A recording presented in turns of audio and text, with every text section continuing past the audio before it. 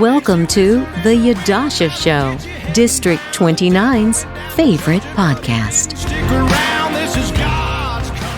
Hey, everybody, and welcome back to the Yadusha Show. My name is Ann Johnston Brown, and I'm your host today. And of course, as always, we have Yadusha Williams on the line. Hey, Yadusha, how you doing? I am doing great. How is everybody doing today? I hope they're doing well. I know I am. It's a beautiful day. And we are going to get started with a question, of course, as always, before we bring on our very important guest.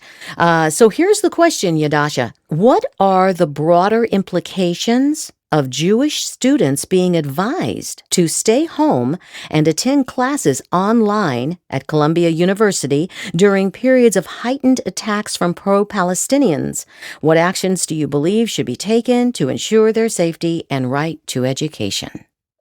I've seen this a little bit online, and it's very heartbreaking, whether it's in Nevada or outside of Nevada, because if it's in another state, that means it's coming here to Nevada That's really right. soon if we already do not see it on the news. Right. In that situation with Jewish students being advised to stay home for their safety is deeply troubling and is completely unacceptable. Mm-hmm. In America, every individual, regardless of their heritage or religious belief, should feel free and safe to attend school without fear or violence or persecution.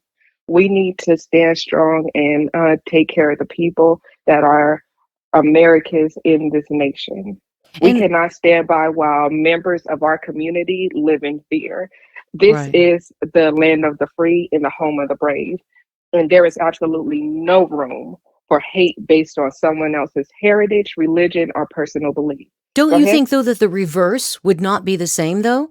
If there were Right. Jewish people that were on Columbia University's campuses protesting Palestinians, Islamic people, any other Right. religion or origin, they would not tell those people to stay home. They would probably expel the Jewish protesters. Exactly. Yeah. This is a huge issue. We need a bill that not only prevents attacks on all Americans, but also provides clear and strong consequences for hate based on violence. I want This to I want legislation, to suggest that there may already be laws that actually and it protect. needs to be There enforced. you go. And so that's the problem. We have a constitution and we have laws in states, and even the rules at these universities prevent this from happening, but it's being allowed And it because of shouldn't be. ideology. It's all about ideology, I It think. should not be. That's That's right. the problem. Our laws are not being enforced, and they need to be There you enforced. go.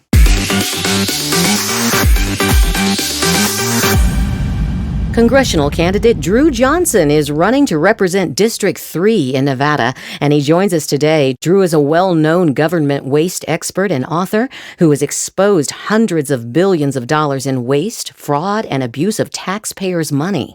He has appeared on such programs as Fox News, the BBC, NPR, CNN, and many others. And he's with us today. Welcome to the show, Drew, and thanks for joining us. Oh, it's my pleasure. Thanks for having me. Hey, Yadusha, I think you've got some questions for Drew, so take it away. Yes. So thank you once again, Drew, for being on. We really appreciate it. And we were just talking about how the Jews have been asked to stay home at the colleges due to what's going on in the communities to protect them. They've paid $80,000 a year just about to get a proper education. And they're being asked to do school online and not come into schools for their protection. How do you feel about that?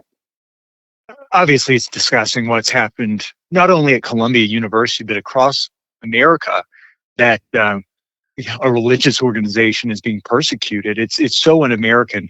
I want to say, first of all, I support the First Amendment. Anybody's right to protest, to say anything they want, no matter how vile. I may not agree with it, but you've got a right to say it. Right. The problem here is that we're attacking a protected group, frankly, a group that has been through so much, in the last 100 years and frankly through the last 3,000 years, and they're being prohibited, being blocked from attending classes that they paid for, as you rightfully said. And I think the biggest problem is that we don't have leaders on campuses across America, not just Columbia, with enough backbone to say, hey, we've got to treat everybody equally under the law. We've got to let anybody who is rightfully admitted to this university and paid to be here attend this university. And Absolutely. that's the biggest problem, is a failure at the university level. This isn't a government issue as much as it is bad leadership by these universities. Yes, and we were just talking about how they're not enforcing the law because this is downright just a hate crime. There's no And doubt about it. And one thing that's interesting about this congressional area, so this is the area, if you were to look at a map, is basically everything from Lone Mountain down to the California border that's west of the 95, west of the 15. It goes right, into Laughlin, a little bit of Henderson at the Silverado Ranch area.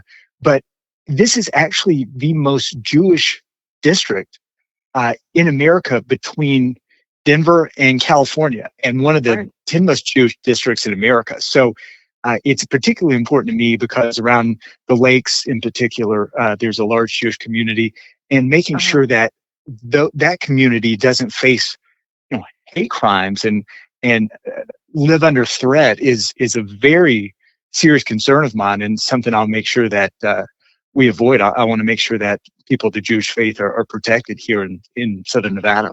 That's wonderful, and thank you for that. Now, one of the biggest topics that I keep hearing that everybody is talking about is education. When it comes to education, it is the nation's future. What policies will you advocate for us to ensure every child has access to quality education? Yeah, I guess I can answer that best by telling a little story, if you don't mind. So I grew up in a trailer in rural Appalachia. So think about, Dolly Parton, kind of where she's from. And Yeah. my mom worked two jobs. God bless her. She's a real hustler. She worked at Walmart during the day. She was a maid at night.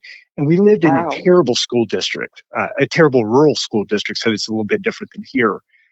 But my grandmother lived in a pretty good school district.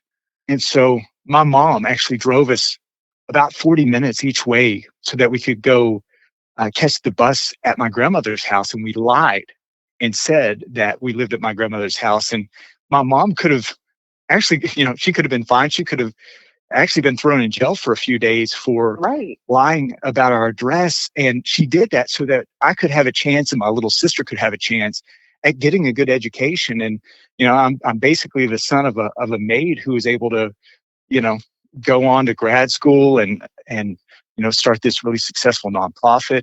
And that wouldn't have happened if I didn't have a mom who created school choice for me. So at the federal level, the Constitution doesn't say anything about education. The federal government isn't supposed to have a lot to do with education, except for, ensuring that there's equality and protections for students with disabilities and things like that. But the one thing that I think we all have to do, if I'm fortunate enough to be elected and have the soapbox of being a member of Congress, is to fight to make sure that every child has the opportunity to go to a school that serves their needs, where they can get the education Mhm. best suited for them. And when I was I actually lived in Tennessee, 15 years ago, started a nonprofit there where we were able to get school choice for low income and minority kids.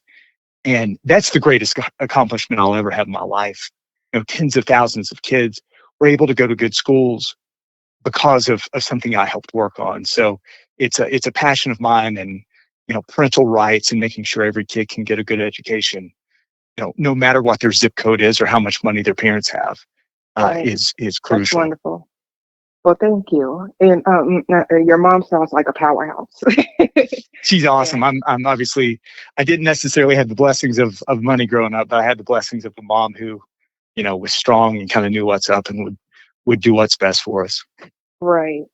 Now, as far as immigration reform, we know that's a complex issue. What approach will you take to address immigration policy while balancing out security and compassion for the community and the people involved?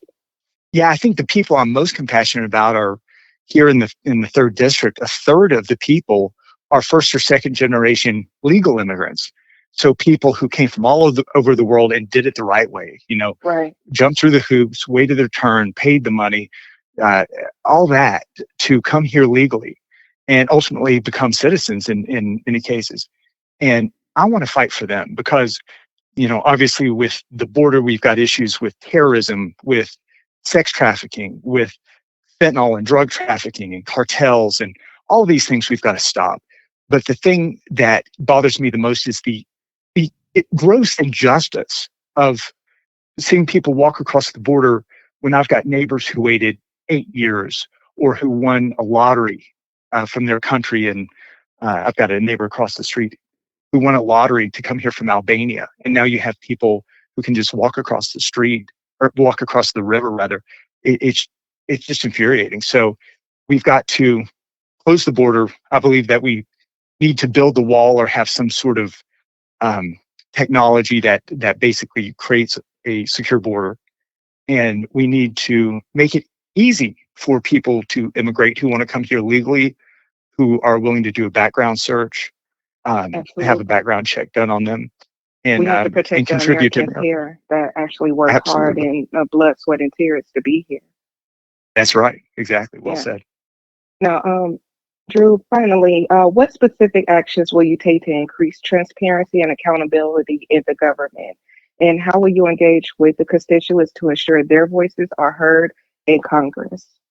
Yeah, I think it's funny, when somebody runs for Congress, you always hear, I'm going to do this about, healthcare or spending or Exactly. taxes or whatever. But the most important thing a member of Congress can do is constituent services. And that's one thing my opponent, Susie Lee, is failing on. She's not as good as she used to be on veterans care. When somebody calls with a problem with the VA, she doesn't respond as well as she did when she was first elected.